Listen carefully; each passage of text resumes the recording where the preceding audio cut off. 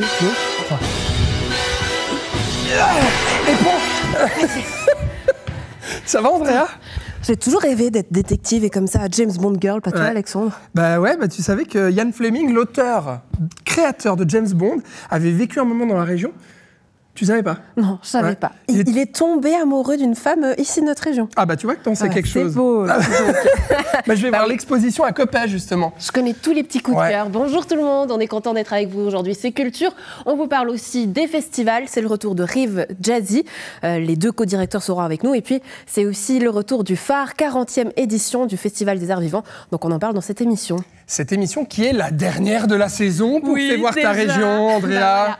On vous parle de plein de bonnes choses. Ouais. Allez, à toutes, James Bond. Ah oui 007. Ah bon, salut. Allez, j'y vais. Let's go. Nous, on vous pose ici, vous êtes bien installés. Eh bien, Fais voir ta région, c'est parti.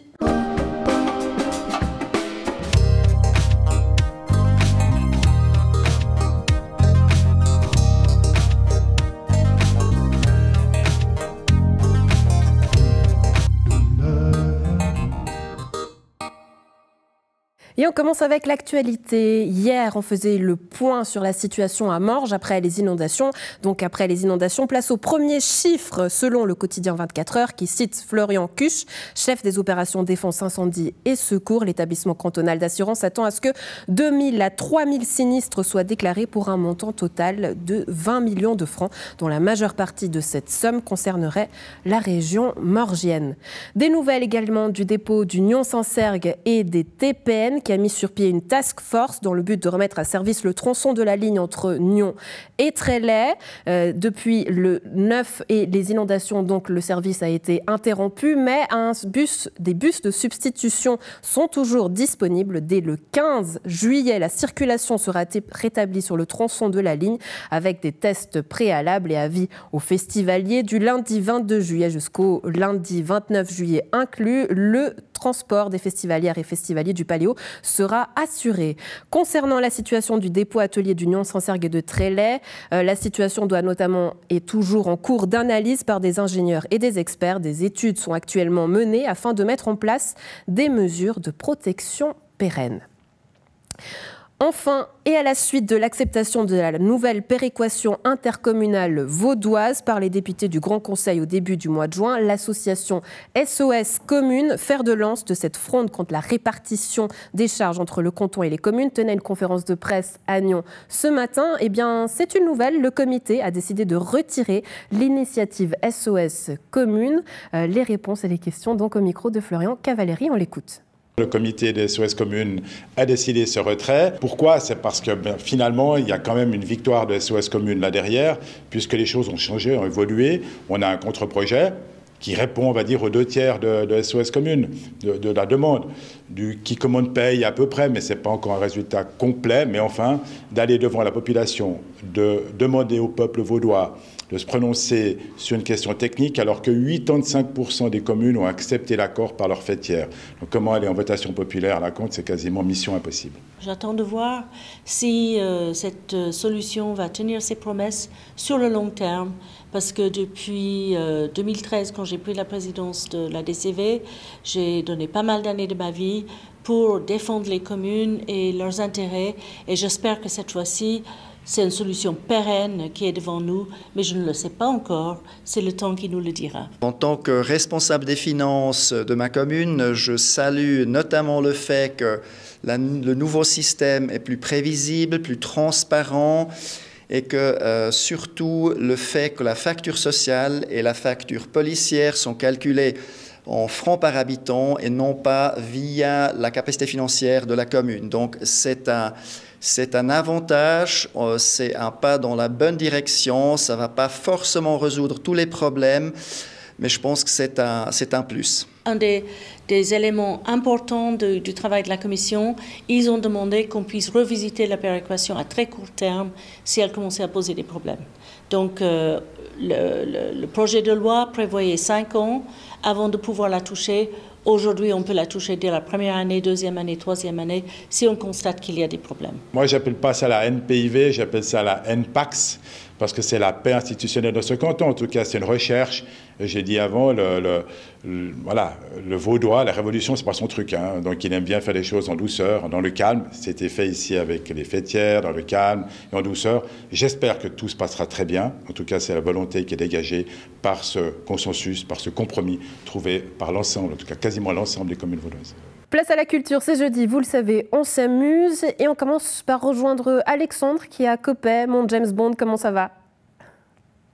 Ça va, Andrea? Bah oui, effectivement, je suis à Coppet. Regarde, tu reconnais derrière moi la Grand Rue et je suis arrivé retrouver Cornelius Schregle. Bonjour. Bonjour Alexandre. Cornelius, vous êtes un enfant de Communie, vous êtes auteur et notamment curateur d'une exposition sur Ian Fleming. Tu vois, Andrea, cette plaque qui a été inaugurée le 15 juin dernier, ici, vécue en 1930. Ian Fleming, qui est bien sûr le créateur de James Bond. Cornelius, on va visiter l'exposition ensemble, mais déjà, cette plaque qui a été inaugurée le 15 juin, c'était en grande pompe. Hein. Vous avez fait venir la famille de l'auteur, Ian Fleming, la famille des auteurs, des producteurs des films James Bond. Voilà. C'était très festif. Comment vous avez fait venir tout ce monde-là?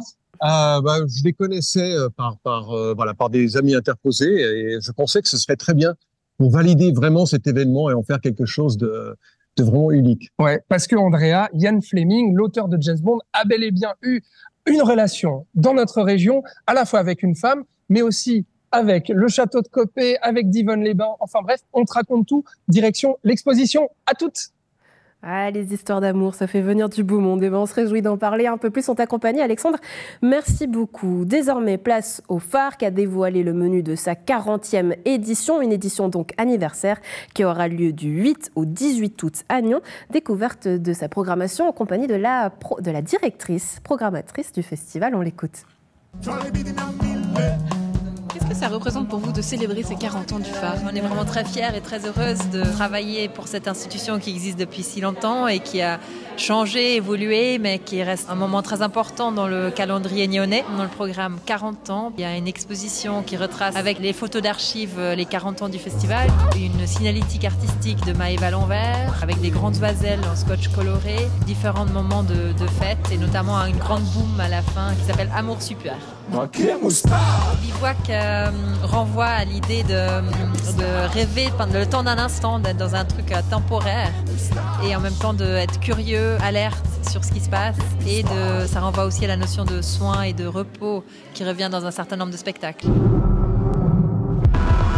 Deux spectacles de danse pour ouvrir. Il y a The Power of the Fragile de Mohamed Toukabri, qui est un artiste belgeo-tunisien et qui fait un magnifique spectacle avec sa mère qui vit en Tunisie, un fils et une mère qui se retrouvent grâce à ce spectacle parce que la maman n'a pas pu venir en Belgique pendant longtemps à cause des problèmes de visa. Vraiment un très très beau spectacle. Et le deuxième spectacle, Enteful, de la jeune danseuse Alina Archi qui a créé un solo époustouflant avec une grande force. Pareil sur les liens entre le fait d'être né en Inde, d'avoir grandi à Dubaï et maintenant de vivre en Suisse, puis comment se positionner entre ces différentes cultures. J'ai l'impression que cette 40e édition fait la part belle à la danse. Pourquoi cette moitié du programme consacré à la danse? Ça a toujours été une discipline défendue par le Phare toutes ces dernières années. Personnellement, je suis sensible à la danse. Là, on a un spectacle jeune public de Yasmine Gounet de danse qui permet une sorte d'introduction un petit peu à tout jeune âge à la danse.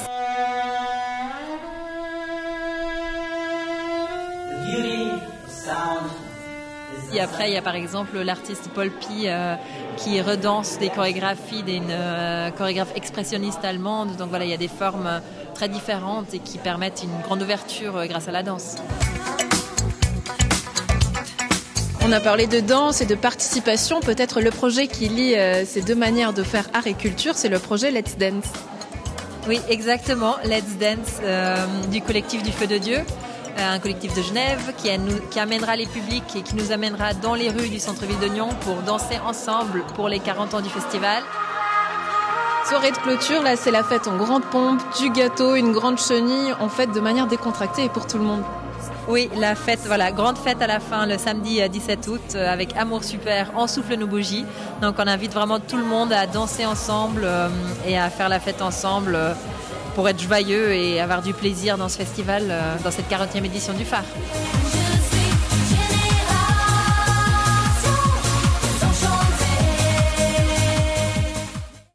On On fait la fête toujours et encore plus. On commence tout de suite en plateau avec nos 2 premières invitées qui font partie de cette édition, 40e édition du phare. Nathalie, Marion, qu'on accueille sur le plateau. Bonjour, bienvenue. Bonjour, bonjour. Prenez place, on est très heureuse. J'ai cru que vous alliez rentrer en dansant. Hein. Pas encore. Pas encore, c'est l'échauffement. Voilà. En tout cas, on est très heureuse de vous avoir avec nous pour parler de cette édition du phare, 40e édition déjà. Une date anniversaire. Déjà, j'aimerais savoir qu'est-ce qu'elle symbolise pour vous, cet anniversaire? C'est l'occasion de regarder derrière et puis de regarder surtout en avant. Parce qu'à 40 ans, on a envie surtout de faire la fête avec les amis et puis de se dire qu'est-ce qu'il y a encore devant nous. Et c'est aussi un peu le positionnement du phare que d'accompagner des artistes de la relève, des artistes de la région et qui viennent aussi de plus loin.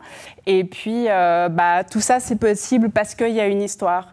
Et cette histoire, on la met en valeur notamment par une exposition de photographie qui donne une entrée dans différents projets qui ont eu lieu en intérieur et en extérieur depuis 40 ans. Oui, 40 ans, c'est aussi l'âge où généralement on fait une petite crise existentielle. Alors, on peut. On peut, mais en général, si on prend le temps de se réunir, de bien s'entourer, le cap devrait bien se passer. Oui, en tout cas, quand on parle de crise existentielle au phare, il y a toujours des solutions. Et ces crises, c'est toujours matière à réflexion, parce que le phare, c'est aussi ça, pousser nos retranchements, nos réflexions plus loin. Et cette édition, 40e édition, fait la part belle à la danse. Vous en êtes d'ailleurs la preuve, Marion, avec un projet, une création milieu in situ qui aura lieu au Boiron. Est-ce que vous pouvez nous présenter votre projet ? Oui, donc Milieu, c'est un projet que je co-crée avec DCP, qui est un musicien, avec qui j'ai un duo depuis plusieurs années, où on est vraiment ensemble dans la mise en place, dans la pensée, dans la conception et dans la création de la pièce. Et pour le phare, on crée cette pièce Milieu dans le cadre du dispositif Extra Time Plus. Donc on a eu un accompagnement tout au long de l'année. De cette 40e privilège, édition. Donc finalement, les artistes viennent, ont un temps qui leur est consacré, un lieu où vraiment tout peut émerger in situ. Oui, voilà, c'est ça. Et grâce à ce dispositif, on a aussi vécu le côté plus fabrique des arts vivants du phare, en étant régulièrement là dans l'année et en lien aussi avec l'équipe permanente. Et Milieu, c'est une pièce tout en lenteur qui propose au Boiron, dans le cadre du parc, une entrée poétique sur un mode abstrait et contemplatif au public d'entrer, de jouer de son imaginaire, de son attention, en lien avec les arbres et les autres vivants de ce parc. Oui, vous avez une approche au corps et à la musique, une manière très lente d'aborder les choses. J'aimerais savoir comment est-ce que vous avez travaillé avec votre binôme, parce qu'il y a un binôme qui est avec vous, qui joue de la musique. Comment est-ce que vous avez travaillé avec lui ? On travaille de manière assez intuitive, où on est vraiment les deux ensemble dans le studio de répétition, et peu à peu la matière sort, sans forcément qu'on se dise « allez, maintenant on va chercher ensemble », mais on cherche de manière permanente côte à côte, ce qui crée une imprégnation générale, où je suis toujours en train de danser quand il cherche ses sons, et j'entends toujours ses sons quand je suis en train de chercher mes mouvements.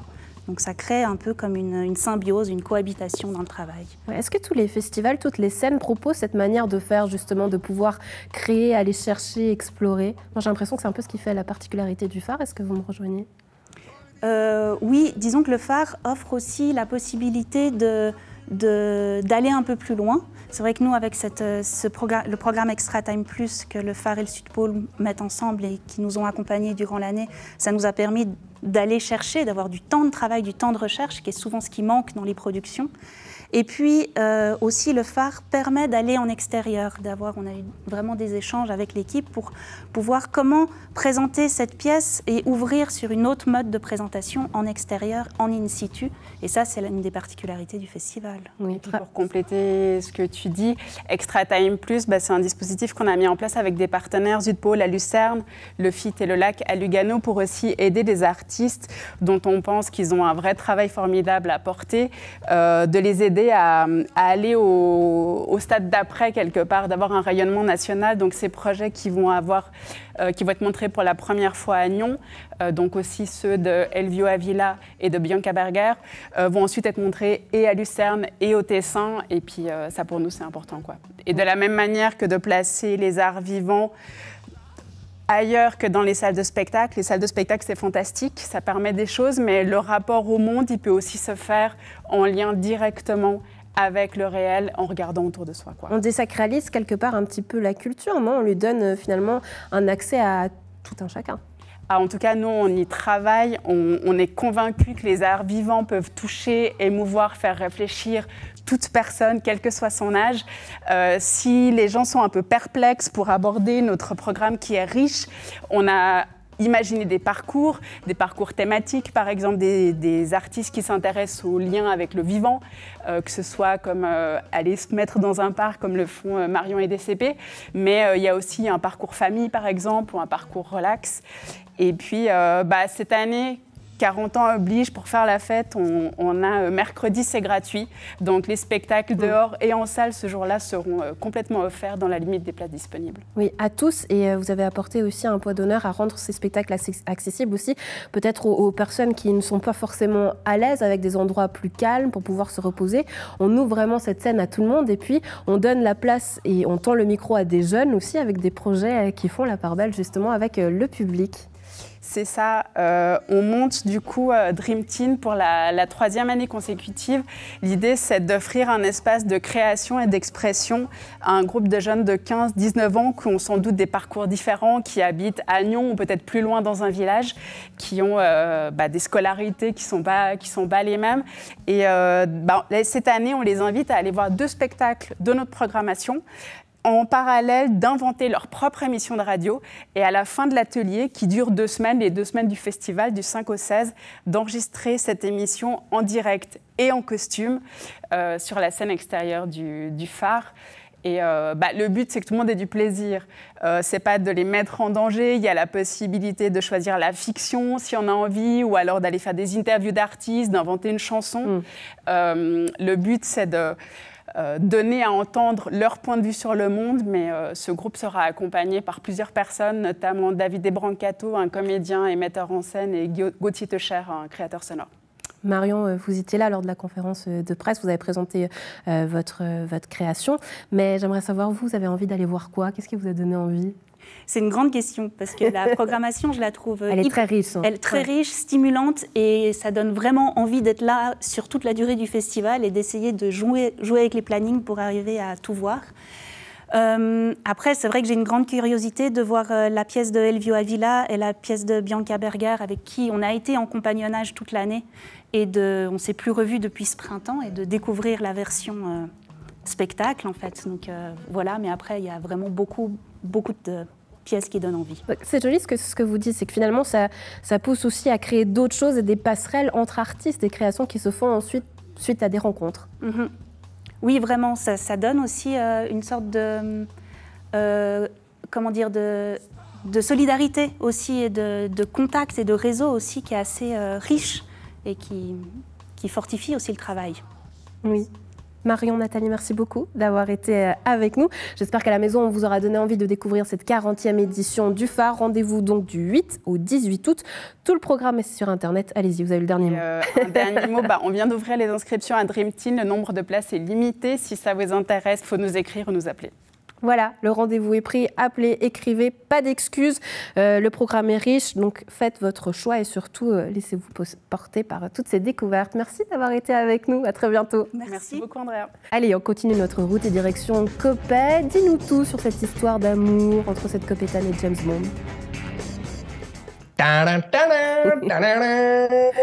Il est là, James Bond, Andrea. Voilà, incarné par Sean Connery. Tu le vois, ce mannequin ici. Alors, on est à la Maison de Ville de Coppet pour voir cette exposition sur l'auteur de James Bond, Ian Fleming. Voilà, tu le vois là-bas. Cette exposition, elle est gratuite. Elle est à voir jusqu'au 14 juillet prochain. Et on est avec le curateur de l'exposition, l'homme qui est passionné de James Bond et de Ian Fleming, Cornelius Schregle. Vous êtes avec moi. J'aimerais savoir pourquoi est-ce que vous êtes tant passionné par Ian Fleming et James Bond? Alors, l'anecdote, en fait, c'est que lorsque j'avais 11 ans, j'étais allé au Danemark en vacances et avec un ami, on est allé voir tous les James Bond. Et évidemment, quand à cet âge-là, j'étais très, très impressionné et j'ai trouvé ça juste génial. Plus tard, je suis parti aux États-Unis où j'ai travaillé dans le cinéma et en revenant dans les années 2000, je suis tombé sur un petit article qui disait que Ian Fleming habitait à Coppet. Ouais. Et j'étais absolument sidéré. Bah oui, c'était chez vous, en fait. Vous êtes originaire de Terre Sainte. Voilà, et en plus, à côté de chez moi, toutes ces années, j'en savais rien. Et j'ai fait un peu de recherche sur le sujet et puis voilà. Puis petit à petit, après, j'ai eu l'idée de faire quelque chose de plus. Et est née donc cette exposition pour nous retracer l'histoire donc de Ian Fleming avec notre région. Alors, ça démarre comment, Ian Fleming et puis Coppet, la côte? Alors, il est venu ici en 1929 parce qu'il voulait faire des études à l'université de Genève. Ce qu'il a fait, il habitait d'abord ici à la rue Rodolphe Töpfer. Et ensuite, en 1930, il a fait la rencontre de Monique Panchaud de Botton. Ah, la voici. Voilà, on peut montrer cette photo. Voilà. C'était un de ses grands amours. Hein. Elle était de Vic, c'est ça? On peut dire, je crois qu'on peut le dire, c'était son grand amour de sa vie. Ah oui, carrément. Oui, et c'était une Vaudoise qui habitait à Vic. Et c'est la raison pour laquelle, lorsqu'il a fait un stage à la Société des Nations, il est venu s'installer à Coppet.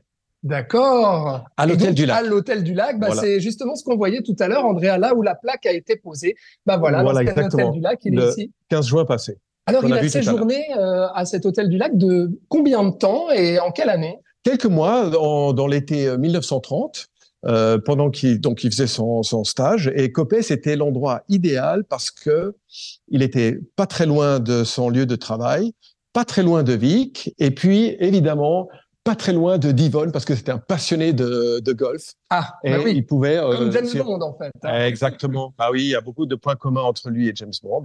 Et puis, également, aller à Saint-Sergue. Et puis, il adorait la côte vaudoise. D'accord. Skier à Saint-Sergue. Oui.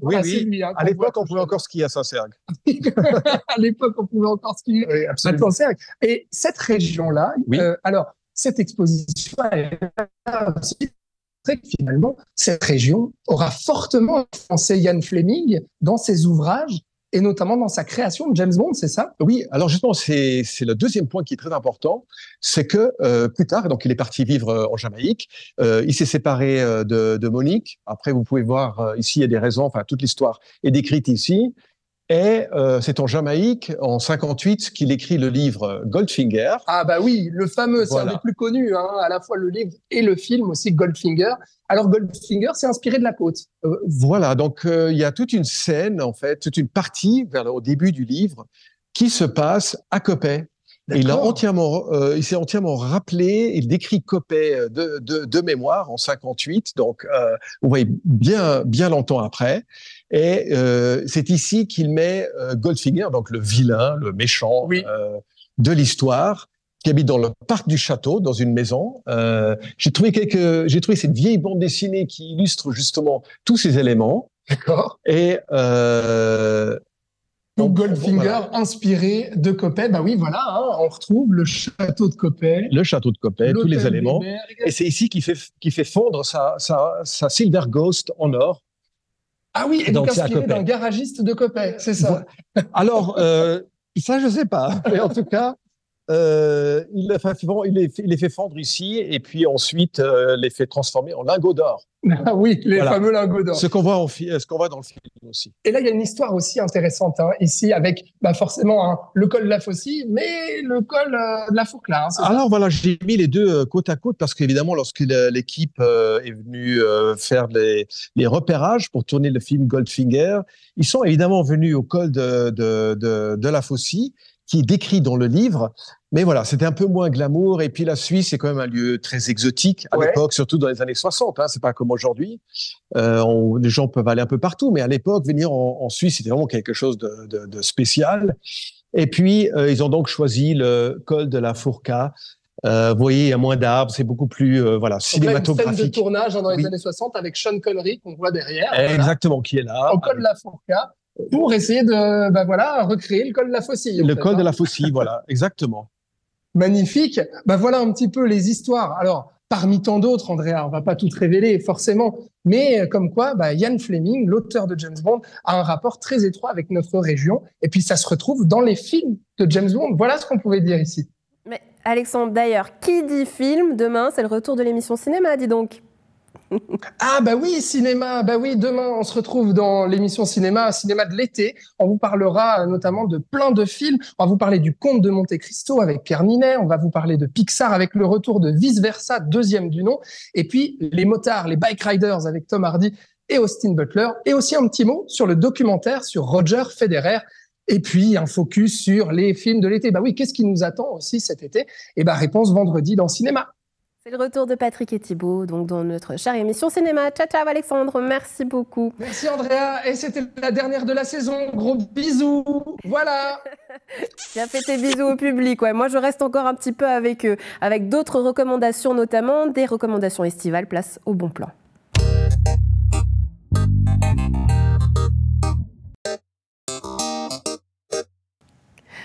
Les bons plans version estivale. On commence au Casino Théâtre de Rolle qui a annoncé sa nouvelle programmation édition 2024-2025 avec 18 spectacles et une cinquantaine de soirées. 5 créations. L'ouverture, rendez-vous pour ce début de saison les 16 et 17 août prochains pour les terrasses du Casino. Les deux co-directrices, Lucie et Mali, ont un petit message pour nous.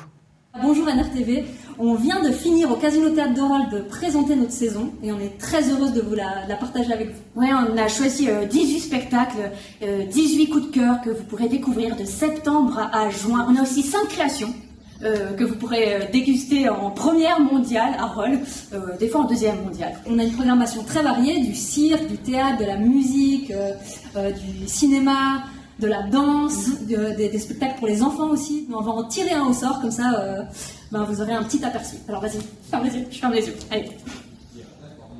Top. Alors c'est Eclipse, un spectacle de cirque. Oui, alors le pitch en quelques mots. Un homme est seul à son bureau. Il est face à un tas de feuilles blanches. Et pour passer le temps, en fait, il va détourner tous les objets qui constituent son bureau. C'est un spectacle de cirque très complet, avec du monocycle, de l'acrobatie, du jonglage, de la magie. Bref, c'est vraiment très très beau. J'ai vraiment été hypnotisée pendant cette 1h15 de spectacle. Et c'est les 26 et 27 octobre, donc on vous attend au Casino Théâtre de Rolle. Bienvenue. Et on se réjouit de vous retrouver, Lucie et Mali. Ensuite, en route avec le Cycloton, un festival hors mur écologique itinérant et family friendly qui unit les gens donc évidemment par la musique. En selle, on retrouvera les musiciennes Béatrice Kraft, Florence Chitakombi, Domi Charlton et le team Cycloton. Rendez-vous du 12 au 27 juillet dans les cantons de Genève, Vaud, Neuchâtel, Berne et Fribourg.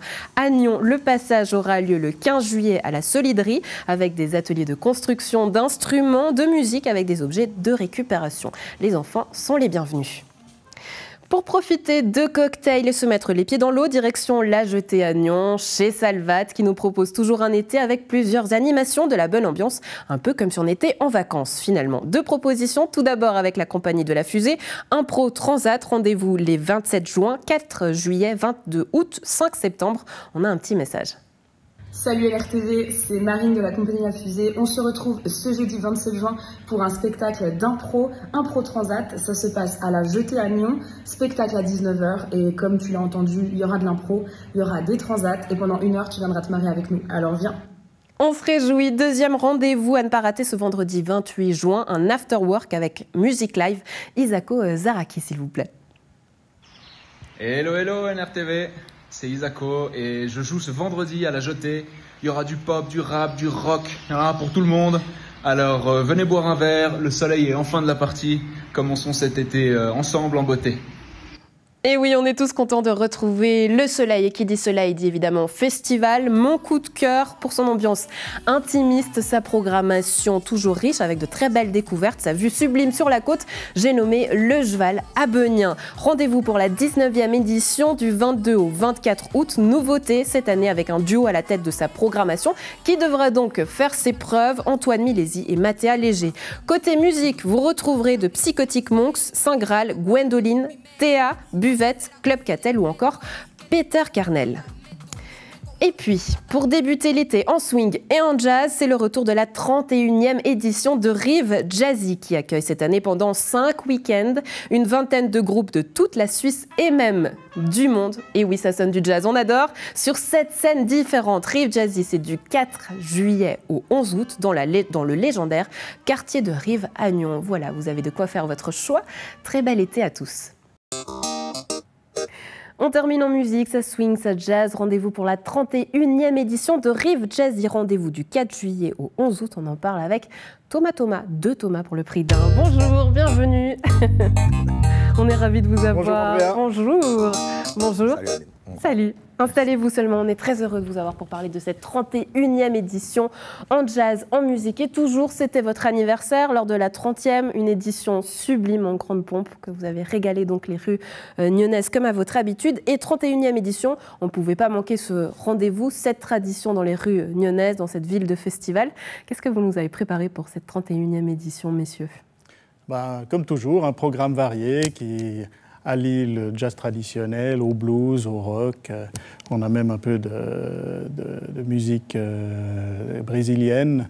Donc voilà, la tradition veut qu'on a tous les styles représentés, avec une place particulière pour les jeunes. On a eu l'année passée un appel à création avec 2 jeunes filles magnifiques qui ont régalé le public.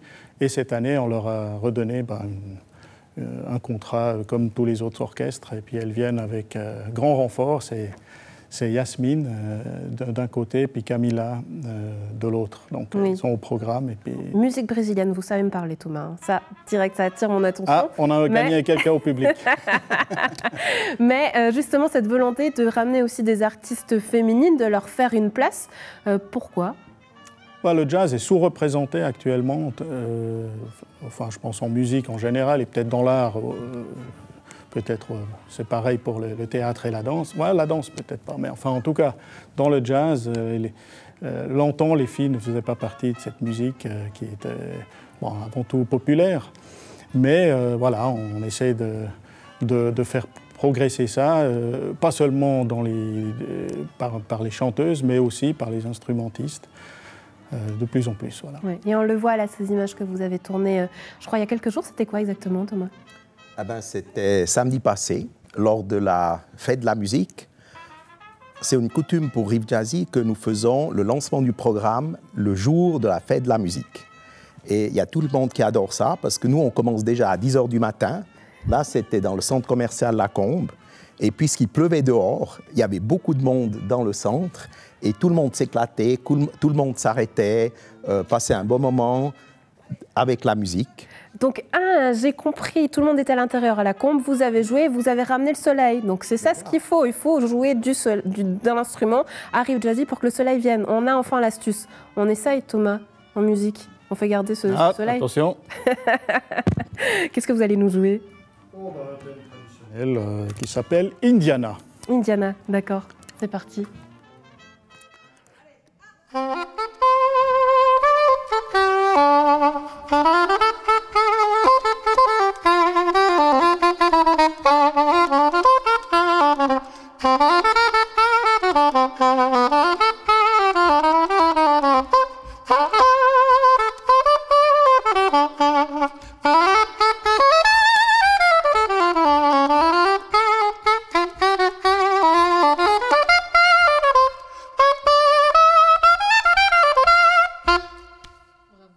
Merci beaucoup. Ce qui est très joli finalement dans ce festival, Thomas, c'est qu'il y a toujours une excellente ambiance. On voit cette magie qui prend comme ça dans les rues. Mais j'aimerais savoir, qu'est-ce qui fait la différence peut-être avec les festivals de jazz ? Je pense un des grands avantages, c'est, comme tu le disais tout à l'heure, on est en principe une grande famille. Et j'aimerais aussi ajouter, nous, dans le temps, on parlait de bénévoles, on a à peu près une centaine.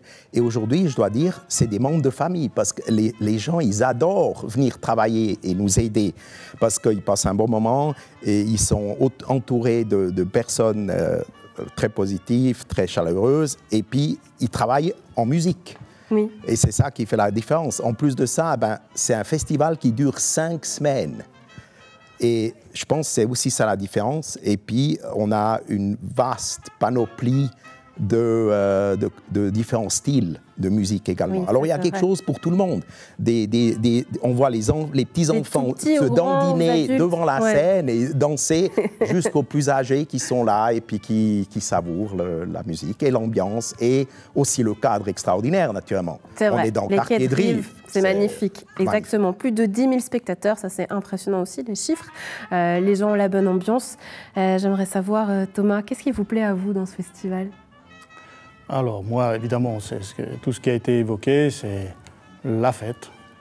la bonne ambiance et la qualité de la musique. Et puis ça, j'y veille personnellement. Ouais, avec la petite anecdote aussi que des fois, les gens s'invitent sur scène. Alors attention, il faut demander évidemment l'accord aux orchestres pour que ça se fasse dans les règles de l'art. Mais on trouve des fois de très belles surprises avec du public qui s'invite sur scène et ça crée de très jolis moments de magie. Tout à fait. Surtout là, l'année passée, on avait vraiment beaucoup de groupes de professionnels de très haut niveau. Et là, il y a une certaine confiance et les gens se connaissent peut-être aussi. Et du coup, ça facilite le fait qu'on invite les uns ou les autres. Après, dans le festival régulier, les orchestres ont souvent des arrangements. Et évidemment, ce n'est pas facile d'intégrer quelqu'un qui ne connaît pas l'arrangement. Donc, prudence quand même. Mais en fin de concert, ça donne une touche très sympathique et conviviale. Thomas Winteler, Thomas Greter, merci beaucoup d'avoir été avec nous. Nous avons présenté cette 31e édition de Rive Jazzy. Le rendez-vous est pris à la maison, donc allez voir tout le programme, on l'a dit, 5 semaines. Donc rendez-vous du 4 juillet au 11 août, 7 scènes différentes pour swinguer et jazzer. C'était la dernière de la saison, donc Fais voir ta région reviendra après Paléo. On sera évidemment en direct depuis le festival avec Alexandre pour vous faire vivre cette édition du Paléo. D'ici là, on vous souhaite un très très bel été. Profitez bien en culture, en musique, en jazz. Très bel été à tous. Ciao, ciao!